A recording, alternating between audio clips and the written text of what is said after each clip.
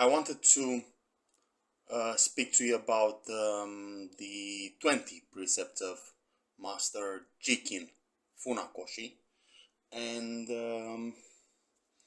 I'm going to do this without an introduction,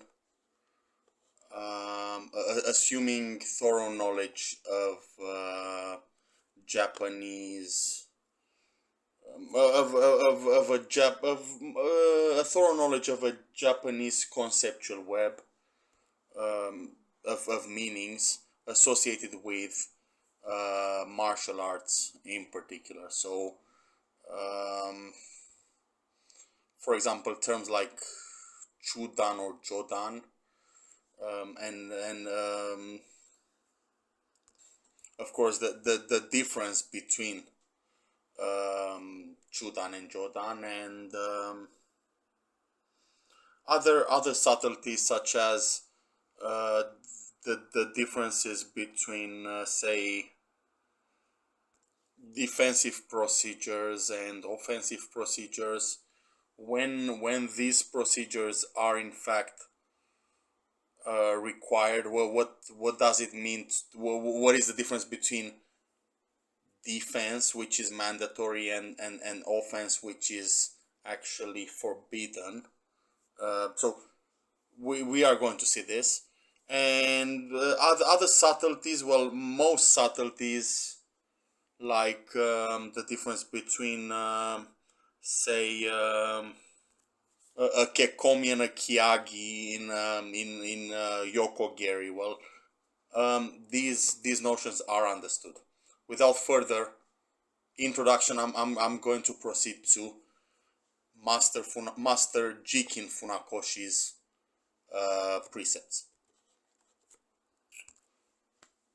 Karate Do begins with courtesy and ends with rei. There is several translations on this one. I guess there's a different Japanese character chosen. So courtesy and rei are the notion of courtesy and the notion of rei are distinguished in the original text of Master Funakoshi, and well,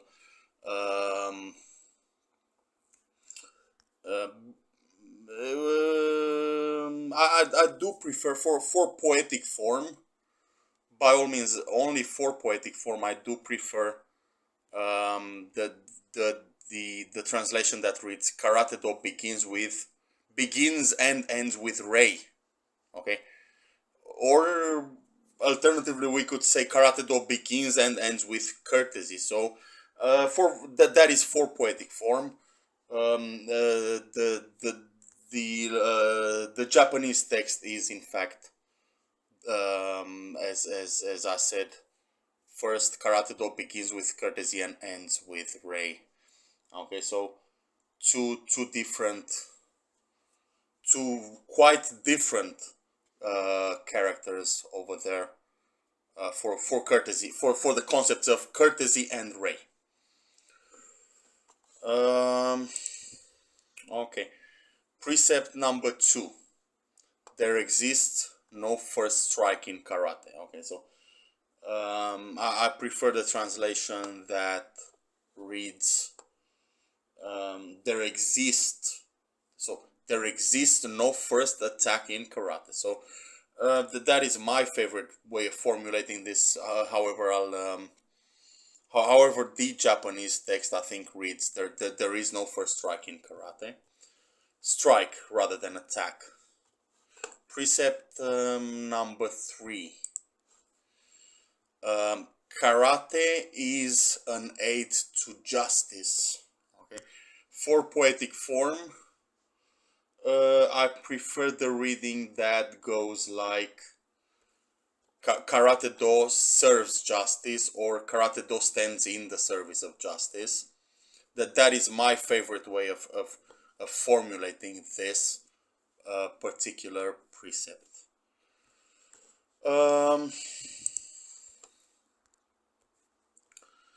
Precept number 4. First know yourself before attempting to know others. So, a more common way of formulating this particular precept is, well, for a karateka is first to know themselves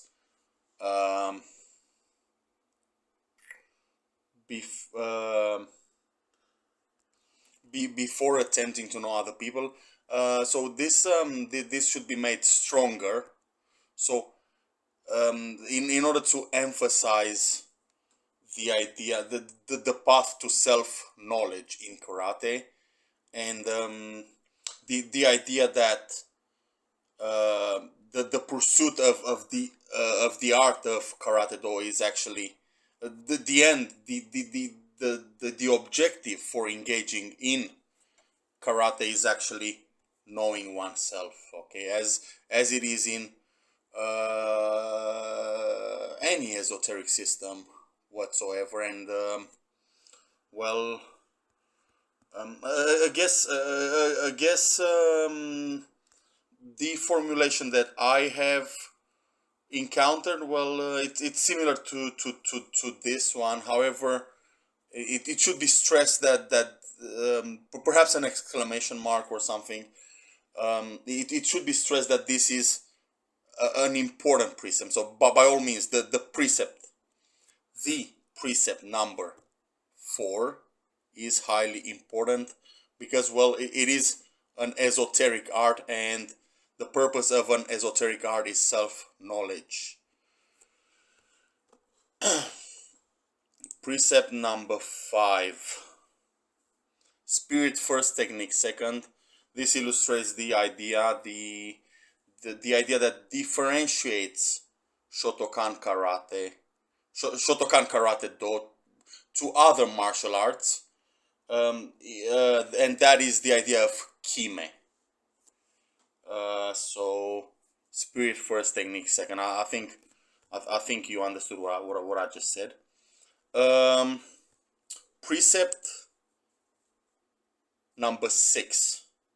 Always be ready to release your mind. Well, this has to do with the concept of Kyai, I guess. Look, I really forgot what the translation was in the reading that I have studied when I was a junior. But in the way this is formulated over here, number 7, precept number 7. Bad things happen out of negligence. That is the I remember this quite clearly. That was the translation that I have studied. In this particular formulation, it says accidents rather than bad things. So let's go with this. Accidents arise from negligence. So I guess this stresses the idea of mindfulness. Precept number 7, in a way, because, well, perfect attention, perfect focus, well, that and a lack of negligence, well, that is mindfulness in itself. Number 8. Do not think that karate training is only in the dojo. Roughly speaking, this is the translation that I have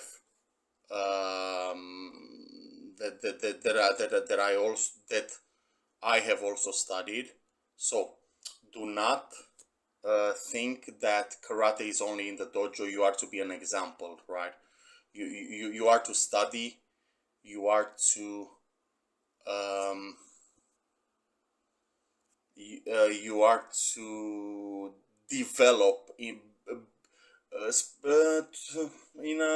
a behavioristic fashion, I guess, in a fashion pertaining to behaviorism. You are to be you have to have an you have to be an example, right? I mean, and improve your karate karate expertise in everything that you do, because, well, it is a way of life, right? So well, I think that's another precept, but it links to that. um well, precept number 9: it's going to take your entire life to learn karate. There is no limit. um So yes, karate. In other words, karate is a lifelong journey. In a poetic fashion. Um, and then precept number 10: put your everyday living into karate, and you will find subtle secrets. Okay, you are going to find the subtleties of Shotokan karate. If what you do is put your everyday living into the practice of Shotokan karate. Precept 11: karate is like boiling water. If you do not heat it constantly, it's going to cool down. So, I mean, you are to train regularly. In the dojo where I have trained as a junior, we used to train 3 times a week, and perhaps one day in the weekends. These days we're more relaxed, and these days casual trainings happen twice a week, I guess. Precept number 12: do not think that you have to win. Think rather that you do not have to lose. Okay, so I guess this goes hand in hand with the idea that there exists no first attack. So the best we can do, and then of course it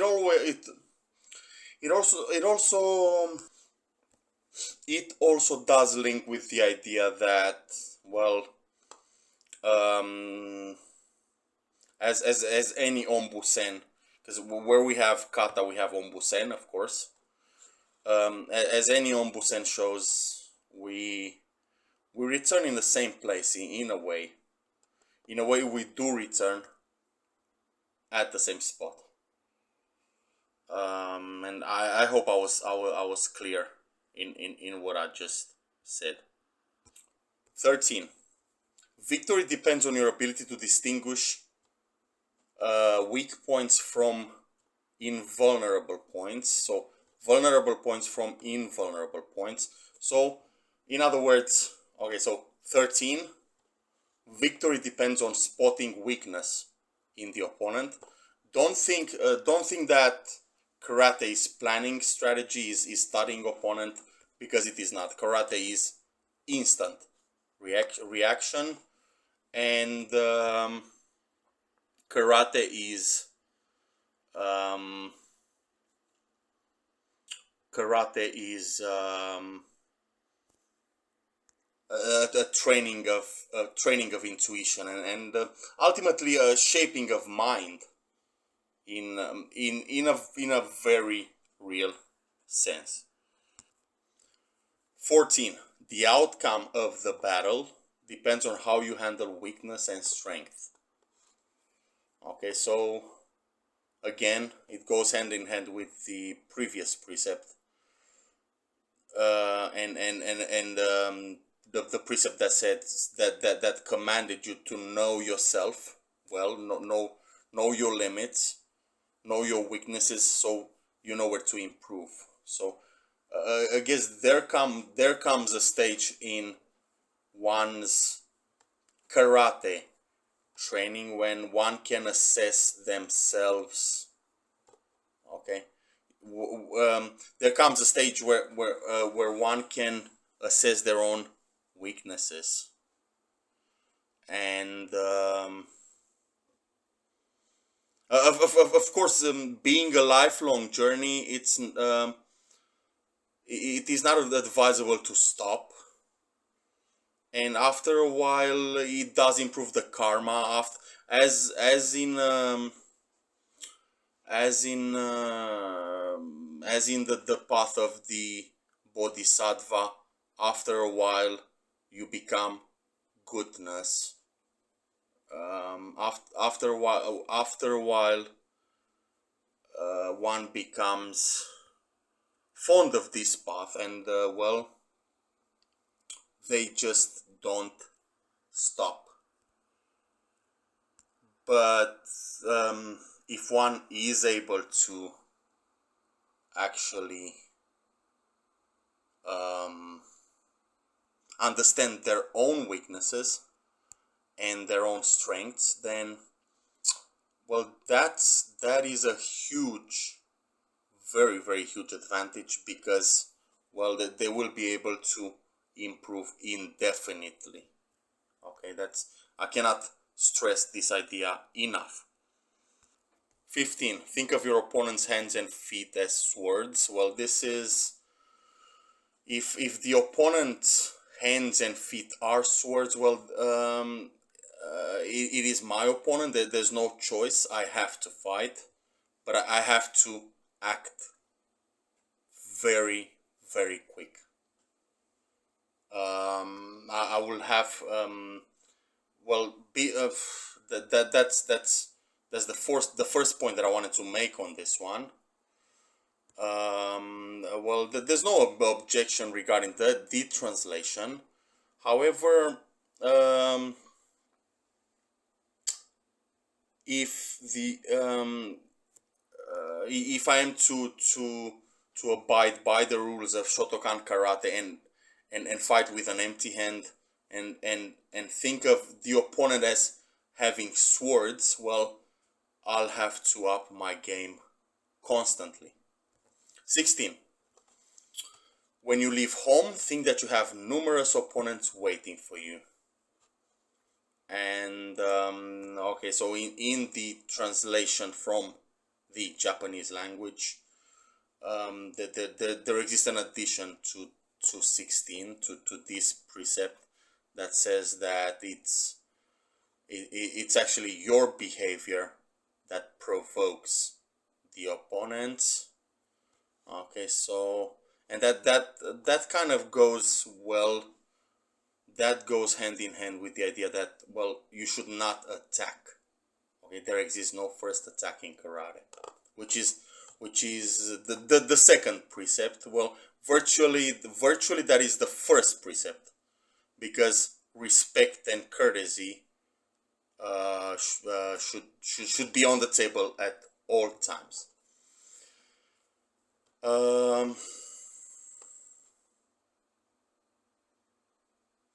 17. Beginners must master low stance and posture. Natural body positions are for the advanced. So of course you are to. Okay, so from by all means, martial arts aren't sports. You should not think as martial arts, and Shotokan karate in particular. You should not. It isn't helpful. It is not fruitful to think of Shotokan karate as a sport. It is an esoteric system. But from a sports perspective, well, you are to build muscle memory. That's what it's all about on 17, I believe. I think I've said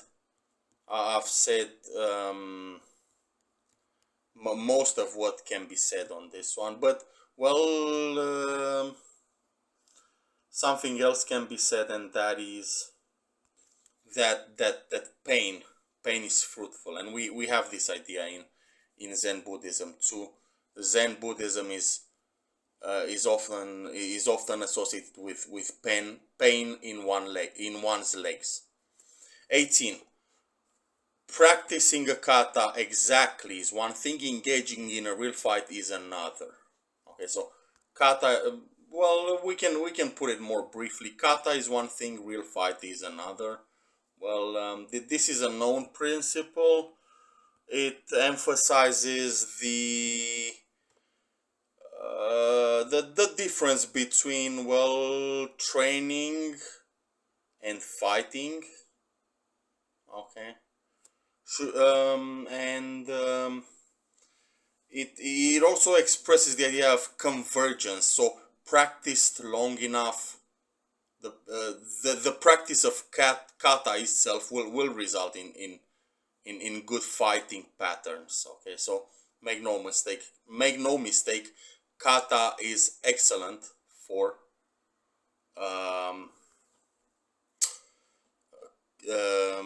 developing good fighting skills. 19.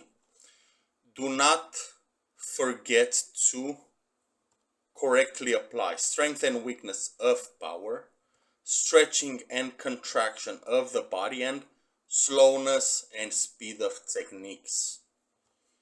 Okay, so I guess this is highly advanced. This reminds me of some of the more advanced katas that I have personally seen performed. And precept number 20 is an encouragement. Always think and devise ways to live the precepts of Karate Do every day. It comes as a command, but